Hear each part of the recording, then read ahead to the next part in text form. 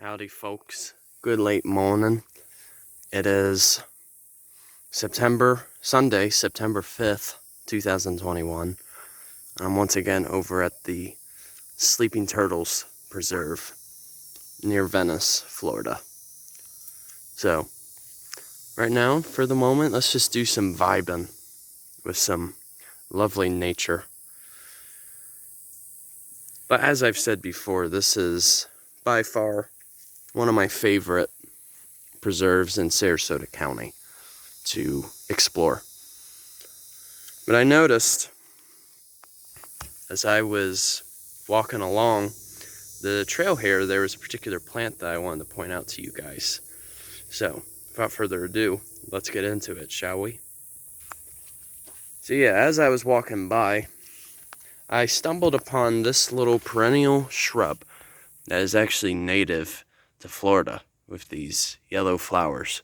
Some of you may already know what it is, but for those of you who don't, this is actually a native wildflower to Florida.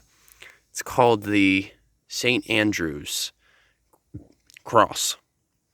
Now, why it's called that is if you look closely at the flower here in particular, it kind of has like an X shape. Well, it's believed, this is from good old folktale, that a saint patron named St. Andrew was believed to have been crucified on an X-shaped cross. Now, St. Andrew was well known especially in Scotland, Greece, and Russia. So, I guess someone who found this plant must have came from that area, and they associated it with that old legend. Now, what's neat about the St. Andrew plant is it's actually been used for several medicinal treatments. And it's been widely used by Native Americans, such as that of the Choctaw and the Alabama, just to name a couple. And with this plant, it was believed that if they did like an infusion or a decoction, that's a better term, a decoction of the roots, and they put their babies, like bathed them in it, they would be able to learn how to walk even quicker. So in a sense, they believed that this plant brought good luck. And for those of you who don't know what a decoction is, it basically refers to a boiled solution, usually water most of the time, and in that process of the boiling, they'll use the roots that will basically binds with the water. So think of it as kind of making tea, for instance, right? When we make tea, it does that same process of having the actual tea leaves dissolving into the water. And that process is called decoction. So they did that with the roots of this plant. But not only that, but it's also been used to treat severe pain, especially after childbirth. Same thing from an extraction of the stem, or the bark, I should say. And then it has also even been used to treat certain particular sicknesses, such as fever, as well.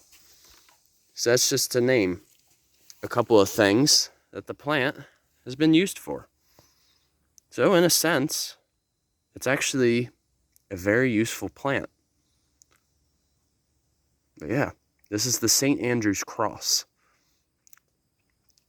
And they are indeed native to Florida. Alright. So I'll be sure to provide an article for you guys if you want to read up a bit further on the plant. That was just some surface information. But as I've pointed out before, Sleeping Turtles Preserve borders that of the Myakka River, which is one of the most well-known blackwater streams in Florida. And for those of you who have seen my past videos of this place, the water isn't black because it's dirty. It's actually natural. What causes that dark color of the water, that makes it kind of have like a tea appearance, is the fact that there are tannins and even organic compounds in the water that gives it that dark appearance. Now, tannins, they often come from places such as marshes, swamps, or even hardwood hammocks, which is what we're surrounded by. Thus, they'll eventually leach their way into the water, say, like after a storm. And so, as a result, it basically acts as a dye to the water. So, rest assured, it's all natural activity. It's not like it's been highly polluted or anything of the sort. So, just wanted to clear that up for any of you who did not know. But since we are in a hardwood hammock, it's bound that we'll be surrounded by sable palms, also known as cabbage palms. And we'll also find a bunch of Sand's live oaks that lie behind me. Those trees are commonly distinguished by having all of those epiphytes, also known as air plants. However, though, I have already done a few separate videos that pertained to air plants. So for the moment, I really don't feel any need to have to go too in depth. Yeah. It is a neat spot, you guys. And like, for those of you who live in the area or who plan to visit this part of Florida for a vacation, this really gives you a good glimpse of natural Florida.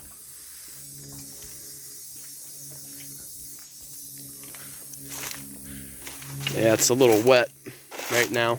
It's still sort of in the wet season, but then as it progresses into October, it'll start to get a bit drier.